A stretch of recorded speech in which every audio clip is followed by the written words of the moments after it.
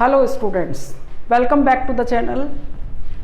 हमारा topic admission of new partner. पिछले video में मैंने आपको पिछले दो वीडियो में गुडविल रेशो, रिवैल्यूएशन वगैरह मैंने बताया, workman compensation fund, investment fluctuation. आज हम आगे चलते हैं अनडिस्ट्रीब्यूटेड प्रॉफिट और लॉसेस को किस तरीके से हमें बांटना चाहिए और कैपिटल का एडजस्टमेंट कैसे करना चाहिए, और बड़ा क्वेश्चन जब आता है, कंप्लीट क्वेश्चन हमें करना होता है, वो कैसे करना है। तो हम देखते हैं अवितरित लाभ, अनडिस्ट्रीब्यूटेड प्रॉफिट, संचय, फंड वगैरह, इनको कैसे डिवाइड करना है। तो अवितरित लाभ क्या होता है? अनडिस्ट्रीब्यूटेड प्रॉफिट यानी P&L में होता है या रिजर्व फंड में होता है। तो इनको बंद कर दो, डेबिट कर दिया, और to old partners capital, 2A's capital और 2B's कैपिटल, ओल्ड रेशो में पार्टनर्स में हम बांट देंगे। इसके अलावा workman compensation fund, investment fluctuation reserve वगैरह भी इसी तरीके से बांटने हैं, अगर बाहर कोई इन्फॉर्मेशन नहीं है तो। अदरवाइज आपको जो रूल मैंने सिखाए हैं वो सब फॉलो करते हुए बचे हुए भाग को ही पार्टनर्स कैपिटल में हमें ले जाना होता है। अब हम देखते हैं लॉसेस को, हानियों को।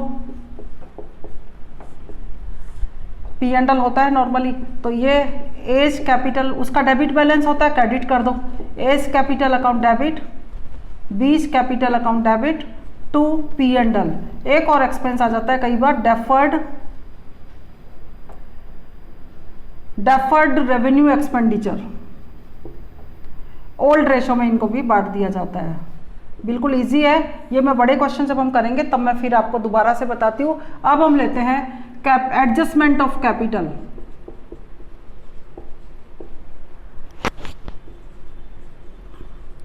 पूंजी का समायोजन, ये बड़े क्वेश्चन में तो आएगा ही आएगा, पक्का आएगा। छोटे क्वेश्चन भी 2 या 3 नंबर में आते हैं, जिसमें फर्स्ट है नए साझेदार की पूंजी के आधार पर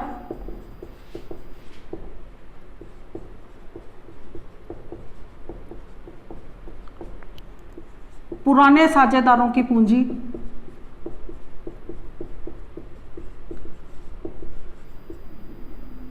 समायोजित करना। मतलब on the base of new partners capital, old partners की कैपिटल को भी हम उसी के अकॉर्डिंग, उसको बेस पे ध्यान रखते हुए और चेंज कर दें, क्योंकि बाकी सब चीज़ों में हम बदलाव ला रहे हैं तो इस कैपिटल में भी बदलाव लाया जा सकता है। तो इसको किस तरीके से करते हैं मैं एक एग्जांपल से आपको बताती हूँ, जिसमें A, B 2 पार्टनर है, 3:1 का रेशो है, और C का 1/4 के लिए वो 40,000 की कैपिटल लेकर आता है, और A की और B की एडजस्टेड कैपिटल जो क्वेश्चन में दे रखी है वो है 1 लाख और 25,000। छोटे क्वेश्चन में तो ऐसे दिया हुआ आएगा, और बड़े क्वेश्चन में ये 1,25,000 का मतलब क्या है कि आप कैपिटल अकाउंट का बैलेंस निकाल के एक तरफ नोट कर लेंगे, वो बैलेंस है ये A और B का, ओल्ड पार्टनर का। अब इसमें कुछ स्टेप्स हमें लेने हैं। सबसे पहले नई फर्म की कैपिटल फाइंड आउट करेंगे। तो नई फर्म के लिए तो नया पार्टनर ही लेंगे, तो उसकी कैपिटल इनटू उसका शेयर रेसिप्रोकल कर दो, ये आ गया 1,60,000। इसके बाद नया प्रॉफिट शेयरिंग रेशो निकालो, न्यू रेशो निकालना है। तो इसको पूरा जैसे मैंने पहले सिखाया है उसी तरीके से करिए। ये किया। अब इसमें जब कुछ भी नहीं लिखा होता तो 1 में से माइनस करेंगे, ये आ गया 3/4। इसको दोनों पार्टनर में बांट देते हैं, 3/4 इंटू 3/4, 3/4 इंटू 1/4, और इसका 1/4, ये हो गया 9/16, 1/16 और 1/4। डिनोमिनेटर इक्वल नहीं है तो पहले हम उसको करें, सॉरी ये 3/16 है, 3/16 और 1/4, 16 एलसीएम आया तो 9, 3 एंड 4, ये हमारा आ गया नया रेशो। तो पहला स्टेप पूरे फर्म की कैपिटल फाइंड आउट करो, दूसरे स्टेप में न्यू प्रॉफिट रेशो निकालो, थर्ड स्टेप में क्या करना है,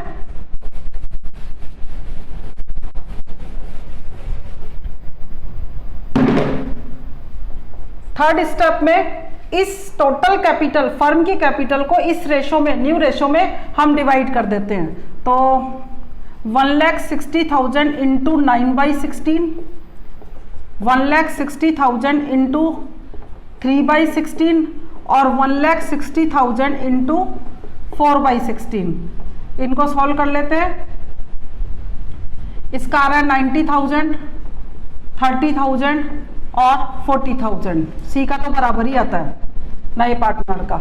अब कैसे कंपेयर करना है, आपने अगर बड़ा क्वेश्चन कर रहे हैं तो कैपिटल का बैलेंस निकाल रखा है, वो 1 लाख आ रहा है, और क्वेश्चन में देख रहे हो तो दे रखा है 1 लाख। तो इतनी कैपिटल तो लगी हुई है और इतनी होनी चाहिए नई फर्म की, मतलब 1 लाख तो लगी हुई है, होनी चाहिए 90,000। तो क्या होगा, बची हुई कैपिटल को ए पर्पस लेकर चला जाएगा। क्वेश्चन में लिखा हुआ होगा आवश्यकता अनुसार नगद लाएंगे या ले जाएंगे, कैश ब्रॉट और टेकन। और अगर क्वेश्चन में कहता है करंट अकाउंट से एडजस्टमेंट करिए तो अलग बात है, अदरवाइज हम विदाउट इंफॉर्मेशन कैश ही मानेंगे।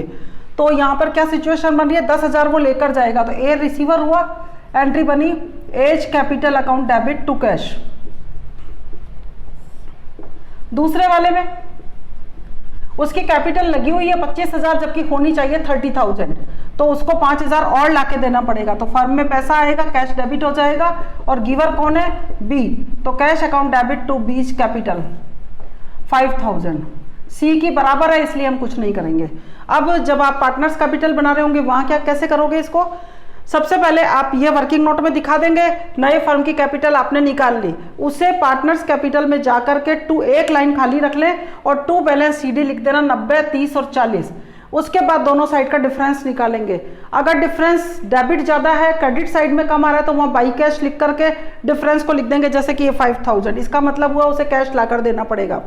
और अगर क्रेडिट ज़्यादा है तो डेबिट साइड में डिफरेंस जहाँ आपने जगह छोड़ी थी वहाँ टू कैश लिख दें, इसका मतलब कैश ज़्यादा लगी हुई है वो वापस लेके चला जाता है। और क्वेश्चन कहता है कि करंट अकाउंट से एडजस्टमेंट करिए, तो जहाँ मैंने कैश लिखा है वहाँ पर करंट अकाउंट हो जाएगा, A's capital to A's current, B's current to B's capital. ठीक है, सेकंड एक और है, वो टॉपिक और लेते हैं हम।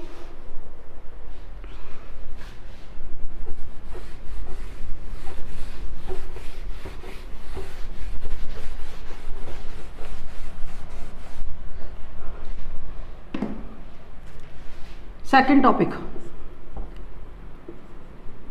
पुराने साझेदारों के आधार पर, पहले वाले में नए पार्टनर को बेस बनाया, पुराने साझेदारों के आधार पर नए पार्टनर की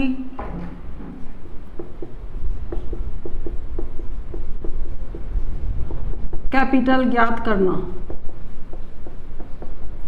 इसमें स्टेप्स क्या होंगे, मैं एक एग्जांपल से ही बताती हूँ। इसमें भी ए और बी है, इनकी कैपिटल दे रखी है 40,000 और 20,000, और सी 1/6 के लिए आता है, इसकी कैपिटल हमारे को नहीं पता। ऐसा क्वेश्चन आ जाए जहां आपको नए पार्टनर की कैपिटल के बारे में कह रहे हैं कि नया साझेदार पुराने साझेदारों की पूंजी के आधार पर अपनी कैपिटल लेकर के आएगा, तो ऐसे कंडीशन में आप क्वेश्चन को छोड़कर पहले वर्किंग नोट में दोनों पार्टनर के कैपिटल का बैलेंस निकाल लेना जिनका आपको पता है। तो जैसे ए का आया 40 और बी का आया 20, तो पुराने इसके स्टेप्स हो जाएंगे। पहला, पुराने साझेदारों की समायोजित कुल पूंजी, कुल कैपिटल दोनों की जोड़कर 40,000 प्लस 20,000 60,000 है। तो ये कितने पार्ट के लिए है ये कैपिटल, नया पार्टनर 1/6 के लिए आया, तो उन दोनों का मिला के 5/6 हुआ कि नहीं हुआ, तो 5/6 पार्ट के लिए आप टोटल फर्म की कैपिटल निकाल लें। नई फर्म की कुल कैपिटल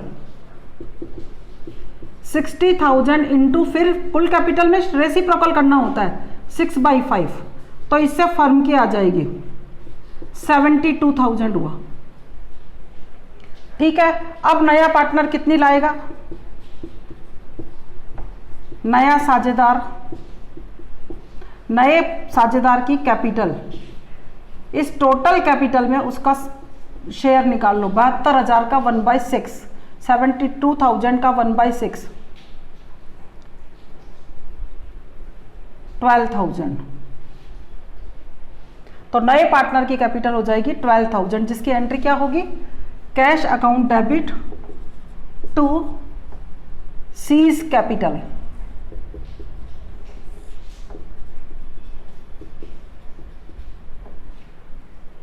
ठीक है। इसके बाद एक और है जिसमें होता है आपको टोटल फर्म की कैपिटल दे दी जाती है। टोटल जैसे पूरा क्वेश्चन आ गया, उसके अंदर लास्ट में दे दिया कि फर्म की टोटल कैपिटल 3 लाख होनी चाहिए, 5 लाख होनी चाहिए। तो आप कैसे करेंगे, वर्किंग नोट में जाकर के और उस कुल कैपिटल को उनके नए प्रॉफिट शेयरिंग रेशो में बांट देंगे। तो नया पार्टनर तो जो उसका शेयर आ रहा होगा वो लेकर आ ही जाएगा।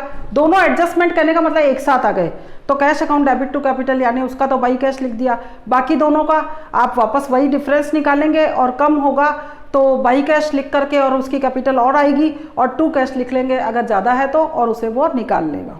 कभी कभी नए साझेदार के प्रवेश के समय पुराने साझेदार संपत्ति और दायित्वों का रिवैल्यूएशन तो करना चाहते हैं, लेकिन उसका इफेक्ट बैलेंस शीट में उसके पुस्तक मूल्यों पर, संपत्ति और दायित्वों के बुक वैल्यू पर नहीं दिखाना चाहते।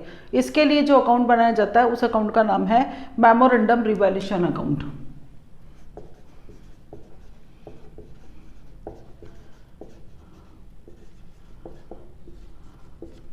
स्मरणार्थ पुनर्मूल्यांकन खाता कैसे बनाते हैं ये मैं बता देती हूँ। इससे क्या होता है कि इससे प्रॉफिट या लॉस निकाल लिया जाता है। बैलेंस शीट में एसेट और लायबिलिटी ऐसे की ऐसे दिखाते हैं जैसी दी हुई होती है, और अगर प्रॉफिट होता है मेमोरेंडम रिवैल्यूएशन अकाउंट से तो एंट्री होती है memorandum revaluation account debit to old partner. एक तो ये होती है ओल्ड रेशो, और इसी के पैरेलल एक एंट्री और करनी होती है ऑल पार्टनर, नए सहित सारे, all partners capital account debit to memorandum revaluation.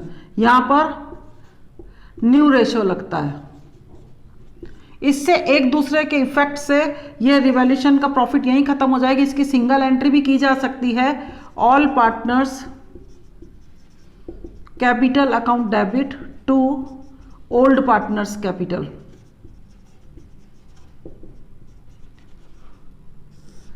तो इसको कैसे बनाते हैं ये मैं यहाँ पर बताती हूँ।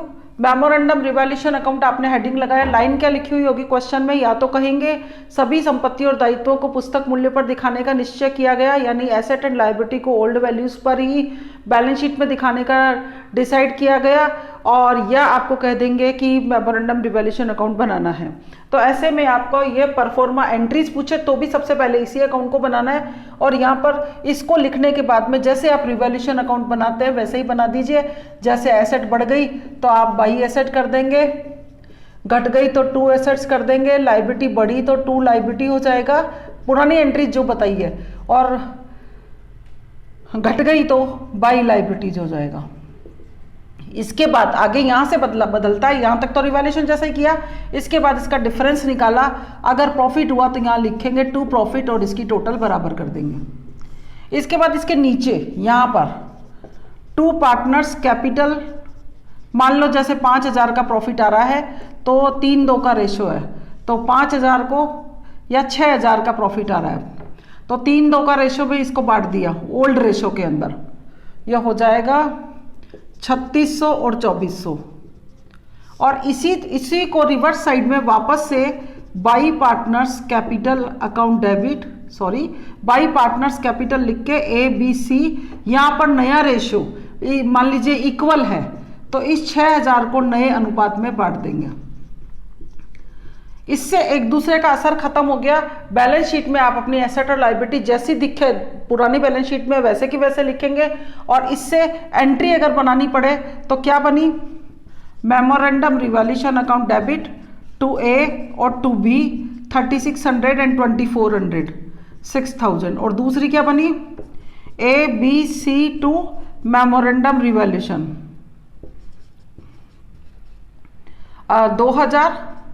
2000 और 2000।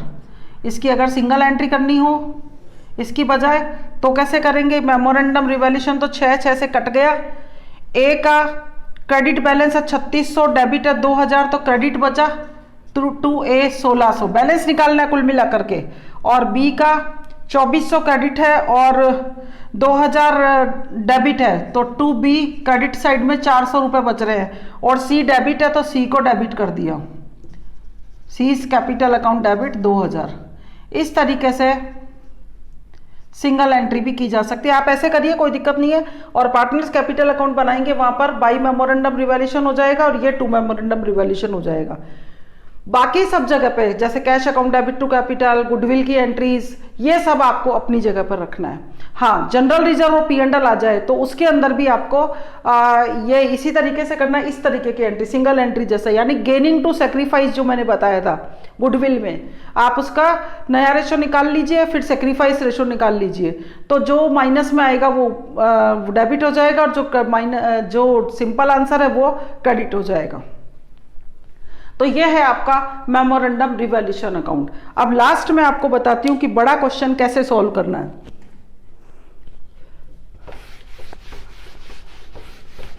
किस तरह से आएगा, टॉपिक मैंने सारे कवर कर दिए हैं, आपको प्रैक्टिस करनी पड़ेगी।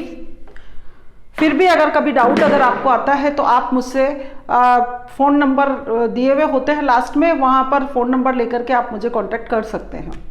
सबसे पहले बड़ा क्वेश्चन आता कैसा है, ये बैलेंस शीट बनी हुई है, इसमें general reserve, P&L, workman compensation fund, investment fluctuation reserve, goodwill और बाकी asset, furniture, building, investment, stock etcetera. इधर creditors, outstanding and partners capital का ए भी इस तरह से दे रखा है। नीचे होंगी अदर इंफॉर्मेशन, जिसमें आपको पहले तो जैसे लिखा हुआ होगा C आता है 1/4 के लिए, कैपिटल 50,000 लाता है, गुडविल के बारे में कुछ लिखा हुआ होगा, लाएगा, कैश लाता है नहीं लाता है। उसके बाद 1 2 3 4 5 इस तरीके से रिवैल्यूएशन के बारे में लिखा हुआ होगा। आपको नीचे क्वेश्चन कहेगा, बड़े क्वेश्चन में तो आता भी इसी तरीके से है, नेसेसरी अकाउंट और बैलेंस शीट बनाइए या जनरल एंट्री और बैलेंस शीट बनाइए। एनीवे किसी भी तरह से क्वेश्चन आ जाए, आपको नेसेसरी अकाउंट तो बनाना ही है। तो पहला अकाउंट बना लीजिए रिवैल्यूएशन अकाउंट, दूसरा अकाउंट बना दीजिए पार्टनर्स कैपिटल अकाउंट,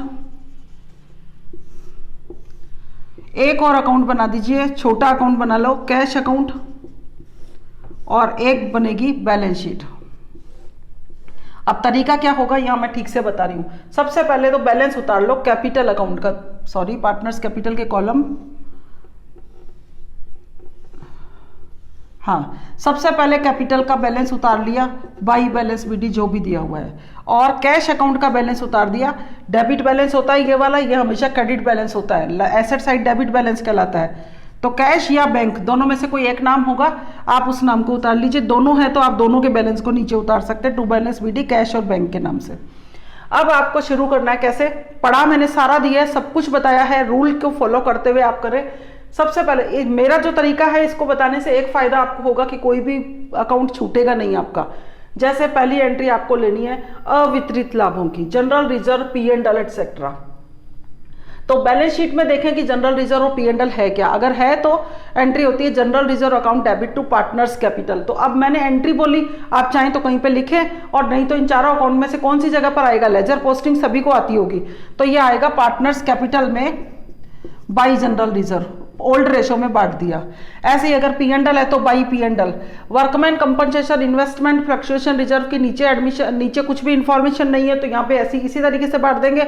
अदरवाइज आपको जो रूल बताए हैं, जो भी लाइबिलिटी है उसको छोड़ करके बाकी के को बांट देंगे, ठीक है। उसके बाद हम नीचे आ गए, ये लिखा हुआ होगा कैश लाया वो, तो बाई कैश नए पार्टनर का लिख दिया। गुडविल के बारे में, नगद लाया तो goodwill, cash to goodwill, goodwill to old partner, दो एंट्री बोली मैंने, कैश टू गुडविल, तो एक तो कैश अकाउंट में ये लिख दिया टू गुडविल, और goodwill account debit to old partner by goodwill. अब यहाँ सेक्रीफाइस रेशो के लिए आपको जरूरत पड़ेगी, तो बैलेंस शीट के नीचे आप अपना वर्किंग नोट शुरू कर लें, नया रेशो निकाल लो, सेक्रीफाइस रेशो निकाल लो। उसके बाद में जो गुडविल का अमाउंट वो लाया होगा उसको सेक्रीफाइस रेशो में हम बांट देंगे। अगर वो कैश नहीं लाया तो new partner current account debit to old partner, तो new partner current to old partner की लेजर क्या बनी, बाई सीज करंट अकाउंट, नए पार्टनर का नाम हम C मान रहे हैं, और इधर आ जाएगा 2A और 2B capital. C's current account का अमाउंट कहाँ जाएगा, यहाँ पर A और B के कॉलम में, और A और B का अमाउंट जाएगा यहाँ पर C के कॉलम में। इस तरीके से लेजर बनती है। नीचे आए रिवैल्यूएशन अकाउंट की एंट्रीज, वो सारी कहाँ जाएगी, इसके अंदर। एसेट बढ़ गई घट गई तो बाई एसेट, टू एसेट, नाम लिखेंगे उनके, जो भी एसेट है, जो भी लाइबिलिटी है, बाई लाइबिलिटी। इसके बाद इसका डिफरेंस निकाला, प्रॉफिट आया तो 2 partners capital A B old ratio में बांट दिए। ये आपका ये बन गया revaluation account debit to partners capital. तो इसके अंदर आ जाएगा पार्टनर्स कैपिटल में भी बाई रिवैल्यूएशन। ठीक है, इतना करने के बाद में वैसे तो क्वेश्चन यहीं खत्म हो जाता है सबके। ये अकाउंट बंद हो गया, इसका बैलेंस निकाल दो, इसका बैलेंस निकाल दो, देन बैलेंस शीट बनाओ। लेकिन अगर क्वेश्चन में कैपिटल को लेके कोई नई लाइन नीचे दे रखी है, वो कहता है नए पार्टनर की कैपिटल को बेस बनाकर, तो आप वर्किंग नोट में क्या करेंगे, आपको सारे स्टेप बताए हुए हैं। सबसे पहले नए फर्म की कैपिटल फाइंड आउट करेंगे, नया रेशो निकालेंगे, उस कैपिटल को नए रेशो में बांटकर यहाँ पे लिख देंगे टू बैलेंस CD, और बैलेंसिंग फिगर जो होगा उसको हम लिखेंगे बाई कैश बाई बैंक या टू कैश टू बैंक। और क्वेश्चन कहता है करंट अकाउंट से एडजस्ट करना है, तो कैश और बैंक की जगह पर करंट आ जाएगा। अगर क्वेश्चन में नए पार्टनर की कैपिटल नहीं दी है तो वो आपको नीचे कहेगा कि नए पार्टनर की कैपिटल ओल्ड पार्टनर कैपिटल के आधार पर डिसाइड करनी है। तो आप क्या करेंगे, इन दोनों अकाउंट का, इनकी तो पता है ना, इनका दोनों का बैलेंस निकाल के उसे जोड़ देंगे। Total of old partners capital into their ratio in reciprocal, उनका रेशियो जो है वो रेसिप्रोकल कर देंगे तो पूरी फर्म की कैपिटल आ जाएगी, और उसके अंदर उसके नए पार्टनर का रेशियो निकाल लेंगे, देन हम लिखेंगे बाई कैश, यहाँ पे वो वाला अमाउंट आ जाएगा। रही बात बैलेंस शीट की, तो बैलेंस शीट तो आई थिंक समझ सकते हैं हम कि आप पुरानी बैलेंस शीट को बेस बनाइए। जैसे गुडविल अकाउंट अब नहीं आएगा, जनरल रिजर्व अब नहीं आएगा, P&L अब नहीं आएगा, जो अकाउंट बंद कर दिया आपने, जो पार्टनर में बट गए, वो पैसे वो वापस से नहीं आता। बाकी फर्नीचर जैसे दे रखा है, अब अगर बढ़ गया हो तो आपको इस साइड मिलेगा, घट गया होगा तो इस साइड मिलेगा, वही अमाउंट जुड़ेगा या घटेगा जो आपने रिवैल्यूएशन अकाउंट में लिखा है। अमाउंट का स्पेशली ध्यान रखें। तो अगर फर्नीचर यहाँ है और इस तरफ फर्नीचर लिखा हुआ है, बढ़ा हुआ है, तब इधर लिखा होगा तो उसको प्लस करके आप यहाँ पे लिख देंगे। कैश का ये वाला बैलेंस आ जाएगा, पार्टनर्स कैपिटल में ये जो आप नया बैलेंस निकालेंगे तीनों का ये वाला आएगा इस तरीके से। इसके बाद इसकी टोटल आपकी इक्वल आएगी। तो बच्चों, मेरी तरफ से पूरी कोशिश रही admission of new partner solve करवाने की। अगले वीडियो में हम मिलेंगे रिटायरमेंट ऑफ पार्टनर की, जिसमें भी कई सारे टॉपिक्स हैं, एक एक करके टॉपिक हम लेंगे। आई होप कि आप लोगों को मेरा वीडियो पसंद आया होगा। प्लीज़ अगर पसंद आया हो तो आप इसमें share, comment, subscribe, like etcetera सभी कुछ करें और इस वीडियो को ज़्यादा से ज़्यादा लोगों तक पहुंचाएं। Thank you.